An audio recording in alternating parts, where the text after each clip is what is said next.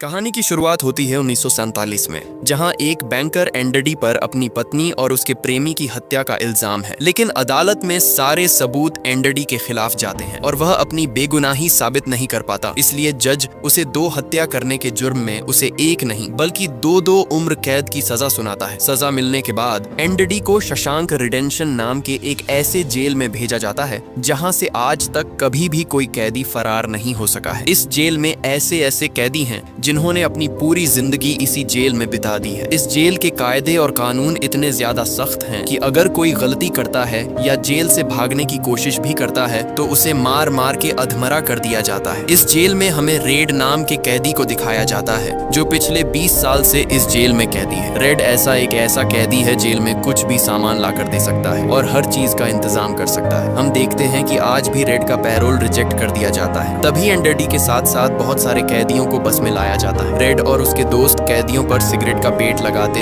कि कौन सबसे पहले रोएगा। रेड एंडरडी पर 10 सिगरेट का पेट लगाता है। उसके बाद उन सारे नए कैदियों को जेल के अंदर लाया जाता है और उन्हें एक लाइन में खड़ा कर दिया जाता है। वहां पर हम क्रूर गार्ड कैप्टन हेडली और जेल के हेड सैमुअल नॉर्टन को देखते हैं जो कैदियों को जेल के रूल बताता है। जिसके बाद इन कैदियों को काफी अपमानजनक प्रोसेस से गुजरना पड़ता है, जिसमें सबसे पहले उन्हें पानी से धुला जाता है और बाद में उनके शरीर पर एक केमिकल पाउडर फेंका जाया जाता है जिससे उन्हें जलन महसूस होती है और उन्हें एक बाइबल और यूनिफॉर्म देकर सलाखों में बंद कर देते। अब सवाल है कि रात में कौन सा नया कैदी सबसे पहले रोएगा। लाइट बंद होने के बाद सारे पुराने कैदी चिल्लाने लगते हैं और नए कैदियों को डराने लगते हैं ताकि इनमें से कोई रो सके। थोड़ी देर बाद एक मोटा सा आदमी घबरा कर रोने लगता है और चिल्लाकर कहने लगता है कि मुझे यहाँ नहीं रहना, मुझे मेरी माँ के पास जाना है। तभी उसकी आवाज सुनकर कैप्टन हेडली वहाँ पर आता है और उसे बुरी तरह से मारने लगता है जिससे वह कैदी बेहोश हो जाता है और रेड यह बेट हार जाता है। अगली सुबह सारे कैदियों को खाना दिया जाता है। तभी एंडरडी की मुलाकात ब्रुक्स से होती है। ब्रुक्स कई सालों से जेल में था और अब वह इस जेल को ही अपना घर समझता है। वह यहाँ पर काफी खुश है। ब्रूस जेल में लाइब्रेरियन का काम करता है। तभी एंडरडी को यहाँ पर पता चलता है कि कल रात कैप्टन हेडली ने जिस आदमी को पीटा था उसे हॉस्पिटल लेकर गए थे, लेकिन डॉक्टर ना होने के कारण वह कैदी तड़प कर मर गया। शुरू में एंडरडी बहुत दिनों तक किसी से कोई बात नहीं करता, लेकिन करीब 1 महीने के बाद एक दिन वह रेड से बात करने के लिए आता है। एंडरडी रेड से कहता है कि उसे एक हथौड़ी और एक एक्ट्रेस का बहुत बड़ा पोस्टर चाहिए। रेड एंडरडी से पूछता है, क्या तुम उस हथौड़े से जेल में सुरंग बनाना चाहते हो? एंडरडी कहता है, जब वह हथौड़ी आएगी तुम खुद समझ जाओगे। रेड एंडरडी को यहाँ पर आगाह भी करता है। वह उसे 3 कैदी दिखाता है और बताता है कि यह सिस्टर गैंग है जिनकी तुम पर गंदी नजर है। एंडरडी के कहने पर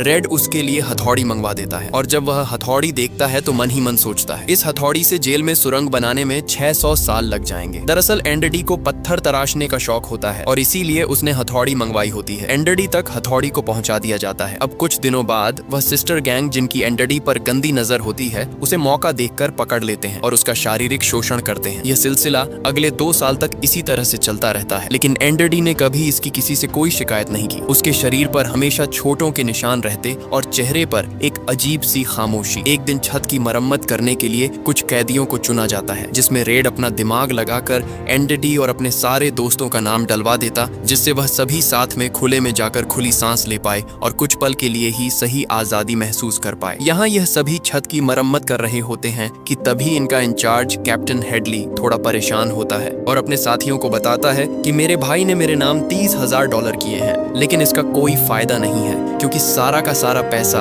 सरकार को टैक्स के रूप में चला जाएगा। एंडरडी और उसके साथी भी ये बात सुन रहे होते हैं। एंडरडी हेडली के पास जाता है और उससे पूछता है, क्या तुम अपनी बीवी पर विश्वास करते हो? ये बात सुनते ही हेडली को गुस्सा आ जाता है और वह उसे पकड़कर छत के किनारे पर ले जाता है, लेकिन इससे पहले कि वह उसे नीचे फेंकता, एंडरडी उसे बताता है कि गवर्नमेंट का एक रूल है जिसके हिसाब से कोई भी इंसान अपनी पत्नी को पूरे जीवन काल में वो $60,000 तक गिफ्ट कर सकता है और इस पैसे पर किसी तरह का कोई टैक्स नहीं लगता। इस काम के लिए तुम्हें वकील की जरूरत होगी। हेडली कहता है, वकील तो सारे पैसे चूस जाएंगे, लेकिन तभी एंडरडी कहता है, यह काम मैं तुम्हारे लिए फ्री में कर दूंगा, बदले में तुम मेरे सभी साथियों को 3-3 बियर पिला देना। अगले दिन हम देखते हैं कि एंडरडी के सभी साथी छत पर बियर का मजा ले रहे होते हैं, यानी कि एंडरडी ने हेडली का काम कर दिया है। अब कुछ दिनों बाद यहाँ जेल में सभी कैदियों को फिल्म दिखाई जाती है। एंडरडी उस कमरे से बाहर चला जाता है, पर जब वह बाहर जाता है तो सिस्टर गैंग वाले एंडरडी को वह मार मार कर इतना जख्मी कर देते हैं कि वह 1 महीने के लिए हॉस्पिटलाइज हो जाता है, जिसकी वजह से सिस्टर गैंग के हेड जिसने एंडरडी को बहुत बुरी तरह से मारा था उसे 1 हफ्ते के लिए काल कोठरी में डाल दिया जाता है। 1 हफ्ते बाद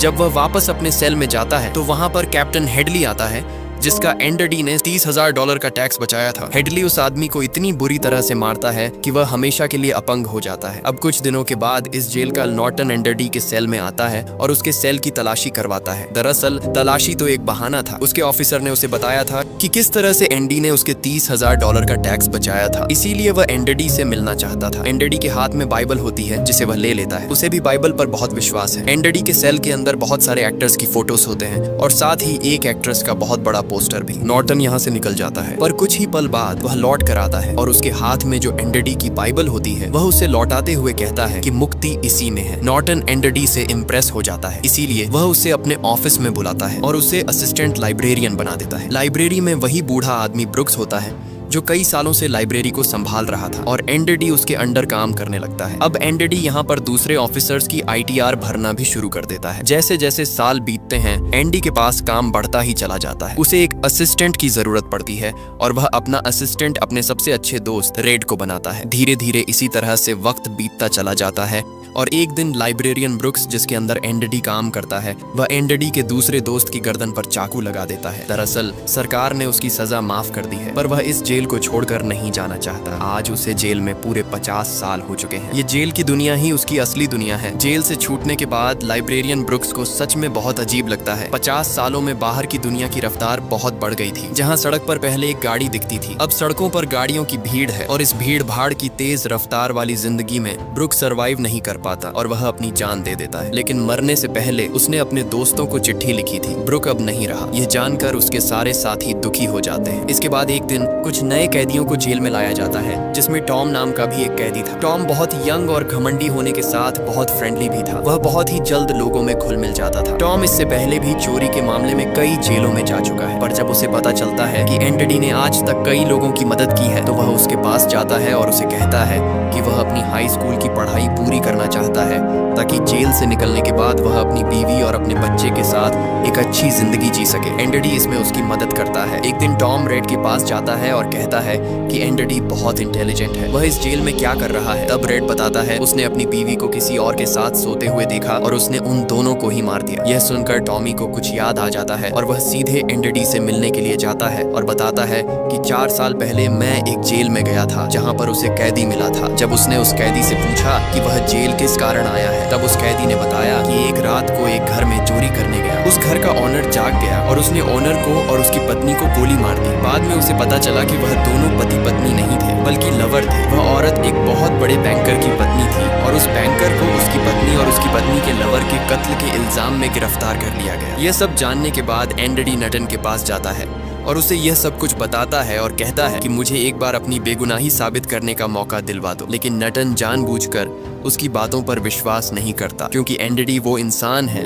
जो उसके काले पैसों को व्हाइट में बदलता है। वो उसके सारे राज जानता है। एंडरडी उसे इनडायरेक्टली धमकी देता है कि मैं तुम्हारे काले पैसे के बारे में किसी को नहीं बताऊंगा। इस बात से नटन को गुस्सा आ जाता है और वह एंडरडी को 1 महीने के लिए काल कोठरी में डाल देता है। इसके बाद नॉर्टन एंडरडी के पास जाता है और उसे कहता है कि टॉम ने भागने की कोशिश की थी, इसलिए उसे गोली मार दी गई। लेकिन एंडरडी जानता था कि नटन झूठ बोल रहा है, क्योंकि टॉम भागने वालों में से नहीं था और उसकी सजा भी तो सिर्फ 2 साल की ही थी। एंडरडी नटन से कहता है कि आज के बाद मैं तुम्हारा काम कभी नहीं करूंगा, जिसके बाद नटन से 1 महीने के लिए और काल कोठरी में रहने देता है। काल कोठरी में पूरे 2 महीने गुजारने के बाद जब एंडरडी बाहर जाता है तो रेड उसके पास आता है। एंडरडी उससे पूछता है, क्या तुम कभी इस जेल से बाहर निकाल पाओगे? रेड कहता है, शायद जब मैं बहुत बूढ़ा हो गया हूँ और मेरे दिमाग ने काम करना बंद कर दिया हो तब वह ब्रूक्स की तरह मुझे भी छोड़ देंगे। एंडरडी रेड को अपनी पत्नी और उसकी कहानी बताता है और कहता है, जब मैं जेल से बाहर निकलूंगा तब मैं मैक्सिकन बीच पर जाऊंगा जो काफी खूबसूरत है। मैं अपनी बाकी की जिंदगी वहां पर बिताना चाहता हूँ। वहां मैं अपना छोटा सा होटल खोलूंगा। तब रेड कहता है कि उम्मीद बहुत खतरनाक चीज होती है। एंडरडी कहता है कि तुम सही कह रहे हो, लेकिन अब मेरे पास सिर्फ 2 ही रास्ते हैं, या तो मैं घुट घुट कर जीऊं या मर जाऊं। फिर एंडरडी वहां से जाने लगता है, लेकिन जाने से पहले एंडरडी रेड से कहता है कि तुम वादा करो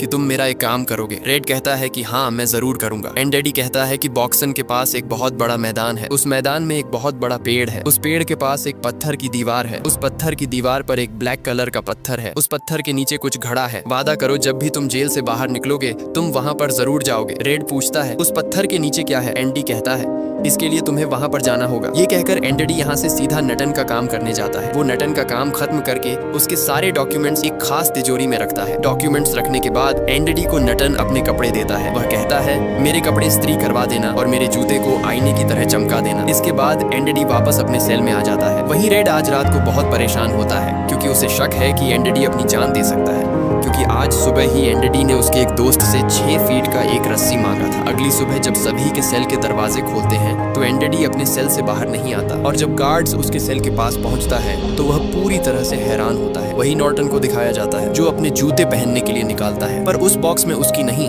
बल्कि एंडी के जूते होते हैं। और तभी सायरन बजता है और यह सायरन होता है किसी कैदी के भागने का। नॉर्टन एंडी के सेल में जाता है जहाँ पर रेड को भी बुलाया जाता है। नॉर्टन रेड से पूछता है कि एंडी कहाँ है? रेड कहते हैं कि मुझे क्या पता। इस बात पर नटन को बहुत गुस्सा आता है। उसके हाथ में जो पत्थर था वह रेड की तरफ फेंकना शुरू कर देता है और एक पत्थर वह उस पोस्टर पर भी मारता है जो दीवार पर लगा होता है, पर पत्थर टकराकर नीचे नहीं गिरता बल्कि पोस्टर के आर पार हो जाता है। और अब नॉर्टन को शक होता है और जब नॉर्टन पोस्टर के पास जाकर अपना हाथ अंदर डालता है तो वह देखता है कि एंडी ने वहाँ पर एक बहुत बड़ी सुरंग बना रखी होती है, जिसे देखकर सब हैरान हो जाते हैं क्योंकि यह दीवार बहुत मजबूत होती है। बिना मशीन के दीवार पर सुरंग बनाना लगभग पूरी तरह से नामुमकिन था, पर एंडी नामुमकिन को मुमकिन करके यहाँ से भाग गया था। इसके बाद सभी गार्ड्स उस तरफ जाते हैं जहाँ से एंडी बाहर निकला था। वहाँ पर उन्हें एंडी के पुराने कपड़े और वह हथौड़ी मिलती है जो आज से 20 साल पहले एंडी ने रेड से मंगवाई थी। ये वही हथौड़ी थी जिससे पिछले 20 सालों से एंडी जेल में अपनी सेल की दीवार पर सुरंग बना रहा था। साथ ही दीवार से जो भी मिट्टी निकलती थी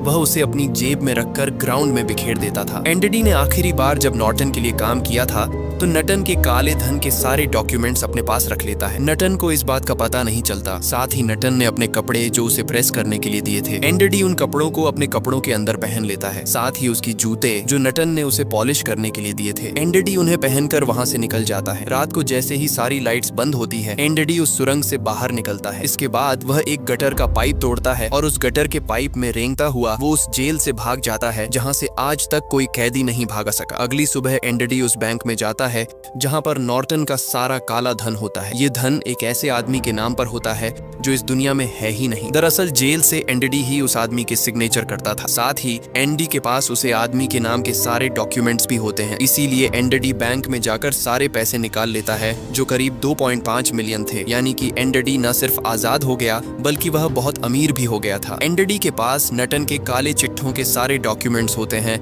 जो वह प्रेस को भिजवा देता है। अगली सुबह यह खबर अखबार में छप जाती है और जब नटन तिजोरी खोल कर देखता है तो उसमें उसके डॉक्यूमेंट्स नहीं बल्कि बाइबल होती है। बाइबल के पहले पेज पर एंडी ने लिखा होता है कि तुमने सही कहा था, मुक्ति इसी में है। और जब नॉर्टन पेज पलटता है तो वह देखता है कि उस बाइबल में हथौड़ी के आकार का एक सांचा होता है। दरअसल एंडी ने पेज को हथौड़ी की शेप में काटकर एक सांचा बनाया होता है जिसके अंदर वो अपनी हथौड़ी छुपाया करता था। और आज से 20 साल पहले जब नॉर्टन पहली बार एंडी की सेल में गया था और उसने एंडी की बाइबल उसके हाथ से लेकर वापस उसे लौट आई थी, उस वक्त भी वह हथौड़ी इसी बाइबल के अंदर थी। अब नटन का पूरा चिट्ठा खुल चुका है। पुलिस उसे गिरफ्तार करने के लिए आ रही होती है, पर इससे पहले कि पुलिस उसे गिरफ्तार करती नटन अपने आप को गोली मार देता है। कुछ वक्त बीतने के बाद एंडी के दोस्त रेड की सजा को भी माफ कर दिया जाता है, पर बाहर की दुनिया में रेड का भी दिल नहीं लगता, बिल्कुल ब्रुक्स की तरह, क्योंकि उसने भी अपनी जिंदगी के 40 साल जेल में गुजारे थे। रेड भी उसी कमरे में रहता है जहाँ पर लाइब्रेरियन ब्रूक्स रहा करता था और रेड भी अपनी जान देना चाहता है, पर तभी उसे अपना वह वादा याद आता है जो उसने एंडी से किया था और वह उस जगह पर जाने के लिए निकल पड़ता है। जब रेड उस जगह पर पहुंचता है तब उसे वह पत्थर मिल जाता है जिसके बारे में एंडी ने उसे बताया था। उस पत्थर के नीचे उसे एक डिब्बा मिलता है। उस डिब्बे के अंदर उसे पैसे और एंडी का लेटर मिलता है। उसमें लिखा था कि मेरे दोस्त यहाँ तक आ गए हो तो थोड़ा दूर और आ जाओ। मैंने तुम्हें जिस शहर का नाम बताया था वह तो तुम्हें याद होगा ही, वहाँ पर मैं तुम्हारा इंतजार कर रहा हूँ। हम दोनों मिलकर यहाँ अपनी नई जिंदगी की शुरुआत करें। इसके आगे एंडी ने लिखा था कि उम्मीद अच्छी चीज होती है, बल्कि सभी अच्छी चीजों में सबसे अच्छी और अच्छी चीज कभी नहीं मरती। इसके बाद रेड उस जगह पर पहुंच जाता है जहां एंडी ने आने के लिए कहा था। वहां पहुंचने के बाद रेड देखता है कि एंडी नाव में बैठकर अपनी नाव ठीक कर रहा था। एंडी रेड को देखकर काफी खुश हो जाता है और अपने दोस्त को गले लगाता है। इसी मोमेंट पर यह फिल्म खत्म हो जाती है। उम्मीद करते हैं कि यह कहानी आपको पसंद आई होगी। अगर आपको यह पसंद आई हो तो वीडियो को लाइक करके चैनल को सब्सक्राइब जरूर कर लें।